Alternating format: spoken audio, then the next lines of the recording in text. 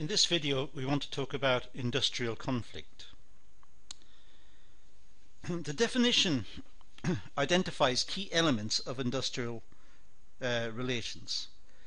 So what we need to do here is to look at what we mean by industrial conflict and identify the key elements in industrial relations. First of all, we must recognize that conflict can arise from a variety of sources. It can be based on attitudes and on behaviors. There's an incompatibility between two sides, and whenever that incompatibility emerges, there tends to be conflict. Now, the incompatibility could be based about real issues, working issues associated with the job or associated with the requirements or the tasks involved in completing the job. It could be about the attitude of the line manager or of a particular operator. It could be based on personality. It can arise from a variety of sources. But conflict, whenever humans are involved, conflict is just under the surface. The possibility of conflict is always there. The root cause of conflict occurs when there is a disagreement between employees and managers or owners. The disagreement can be about, as I said, salary, wages. It can be about working conditions. It can be about the tasks that are expected of the operator. It can be related to the attitude of the managers, the way they speak to the operator, the way the operator speaks to them. It can be on a whole variety of fronts, but conflict is almost ever present when we have humans involved.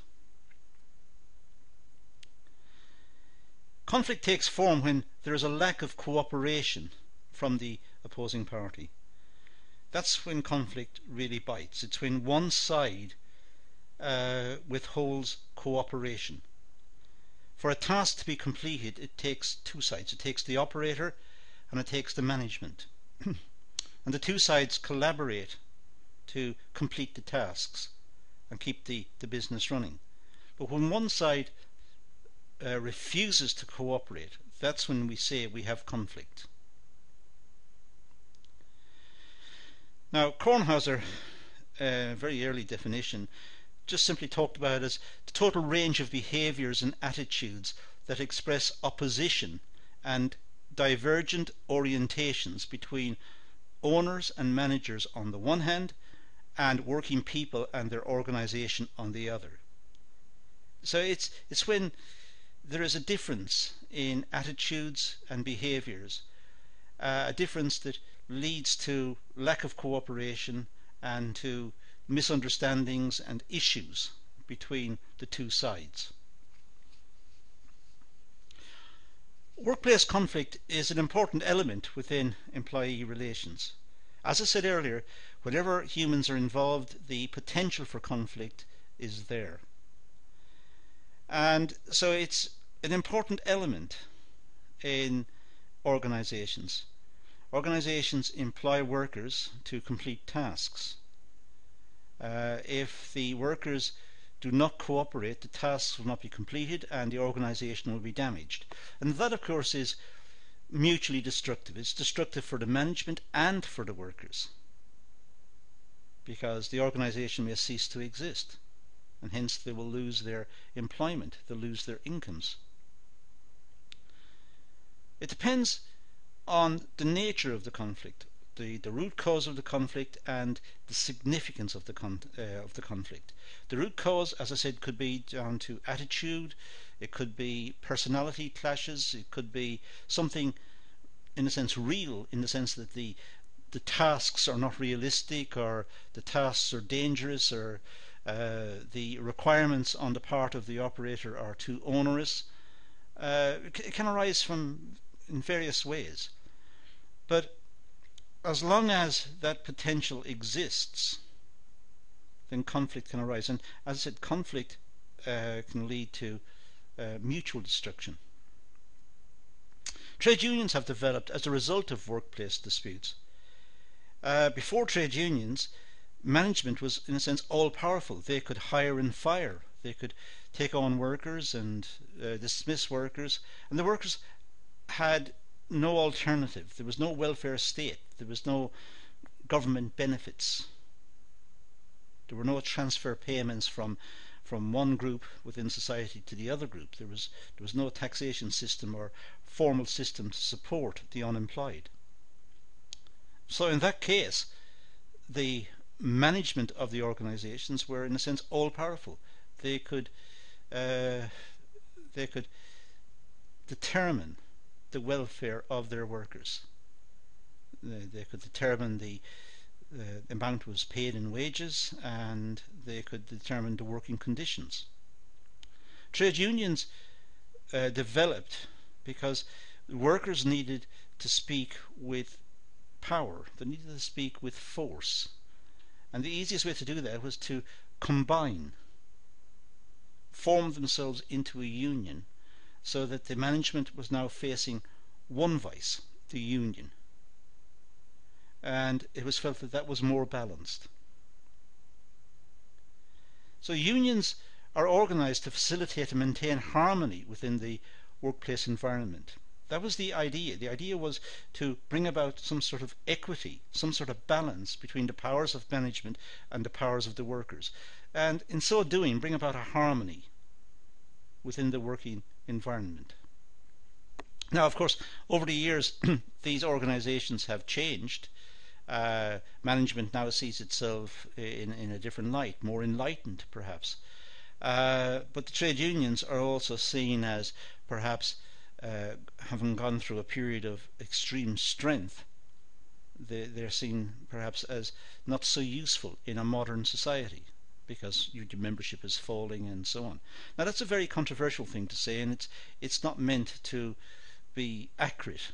It's just probably more provocative than anything else, but it is a reflection of the fact that trade union membership has fallen, and trade unions are not held, or don't appear to be held, in the same regard, say, by the media.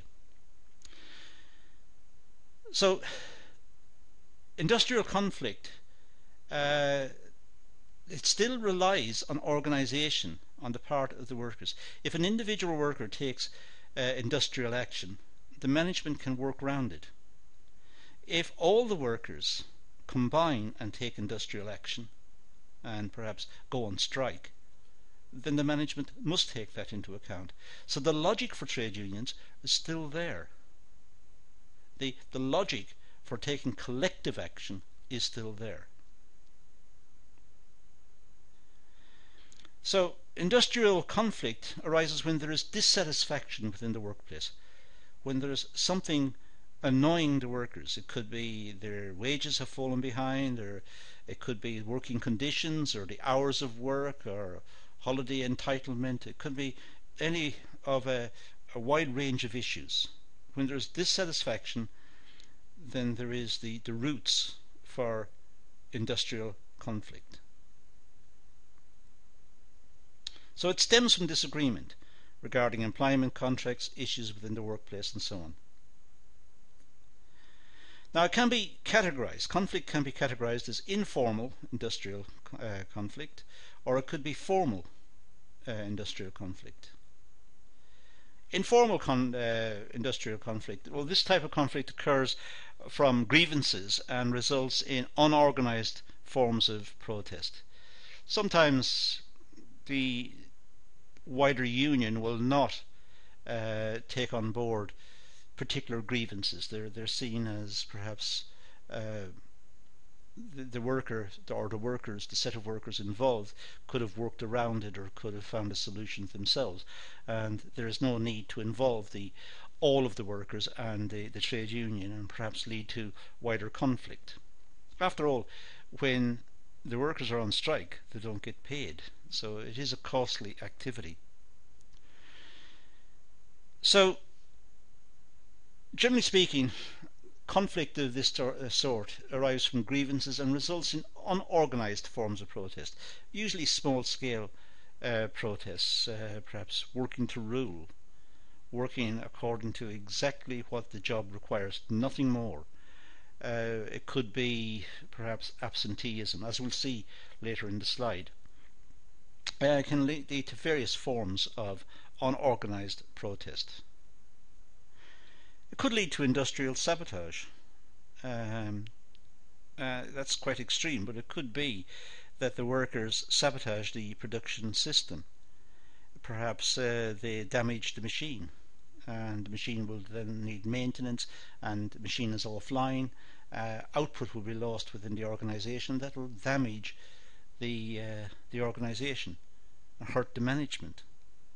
So it could be, or it could be the workers are not careful about the output, and the quality of the output falls. It's a type of industrial sabotage. The protest can be intentional or unintentional. Employees may not be aware that they are protesting. Sometimes people are angry over something. They're not aware they're protesting, but in fact, because they are no longer fully engaged or enthusiastic about what they're doing, there's poor quality output and lower productivity. So it's not intentional. They're not doing it intentionally, but it's just happening because they are not fully engaged. Their minds are not on the task. They're annoyed about something. Informal industrial conflict. Well, there are different types of informal industrial conflict. Poor output, productivity, quality of goods and services. These, as I said, may be intentional or unintentional. But it's informal. It's not organized. It just happens because the workers are not happy. They are not engaged in their activities. They're not motivated properly. They're not happy about what they're expected to do. So this manifests itself in terms of poor output, poor productivity, and reduced quality of goods and services. It could be that there's a high level of employee turnover and absenteeism. People, when they're not happy, they will look for other jobs. They will try to move between companies because they're not happy in that organization. They may not like the management of the organization, or the way the company is structured, or the way the working conditions may not suit them. It could lead to absenteeism. People simply take days off on a regular basis and they're not reliable. The company finds it difficult to plan production because the workers are taking days off. So frequent job changing, employee turnover, as I said, that may be an issue which suggests that there's an underlying conflict, there's an underlying issue. And that's what should signal up to management, that there is something wrong, something within the organization needs to be fixed. It could lead to negligence and workplace accidents if the workers are not concentrating, or they're not, as I said earlier, fully engaged in what they're doing. They may become lax, and accidents can happen. It could be, as I said also earlier, it could lead to sabotage, not just negligence. They could actively set about stopping the machines, damaging the machines, but doing so in a way that perhaps they're not going to be detected. They're just going to stop the machine or slow the machine so that they're inflicting damage on the organization. There could be walkouts and unorganized strike activity. It could be that some days the workers are so annoyed over something, or some issue, or something the management said, or a new policy the management is implementing or attempting to implement, perhaps a new pay scale that doesn't suit the workers or whatever. The workers may find this news on a particular day and walk out, just simply stop work and leave in protest. They expect to be called back by the management, and they expect to be able to negotiate with the management and find a solution. But it's an unorganized strike activity. The union has not condoned it. The union is not involved. They just simply stop work, walk out. Opposition to workplace policies and unwillingness to cooperate, those are the root causes of walkouts and unorganised strike activity. They're simply not happy with the workplace policy, perhaps with remuneration, with the terms of employment, changes to workers' contracts, changes to the work routine within the company. And therefore they are unwilling to cooperate, which could lead to a walkout, an unorganised strike activity. And falling short of that, as I said earlier in point 4, it could be negligence, there could be sabotage, there could simply be a high turnover of labour, people leaving the company because they're so dissatisfied, which is an indicator to management that something is wrong. Now, formal industrial conflict.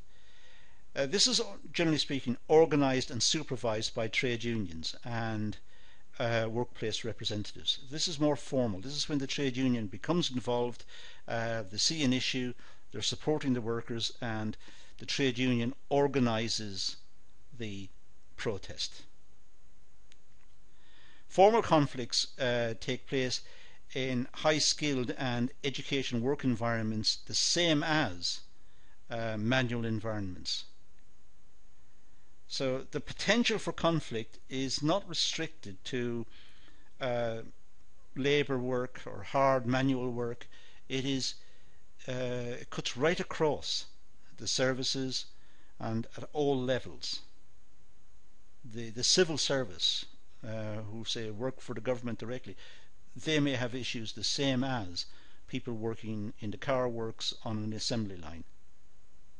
So the idea of conflict is not restricted to any particular type of industry or any particular type of worker. It cuts right across.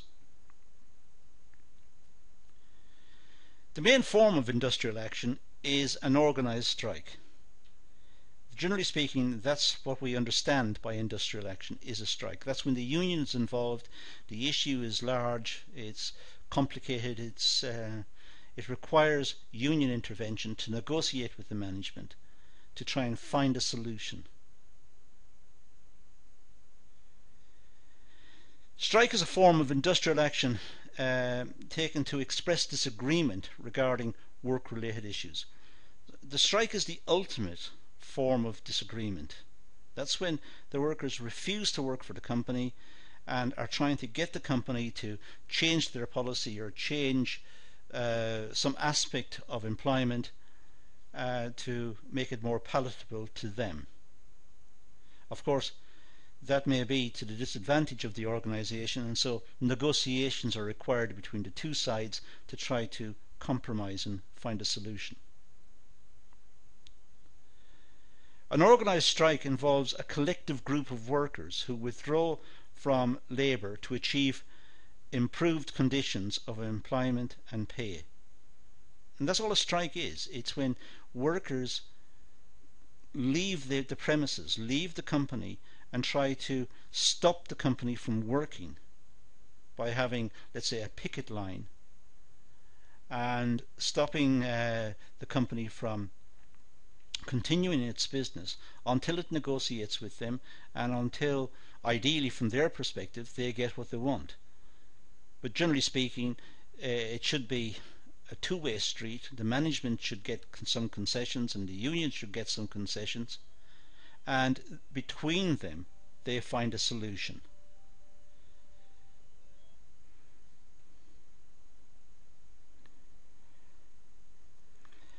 Organised strikes only take effect under collective agreements and conducted through legal procedures. There are rules about how to conduct a strike.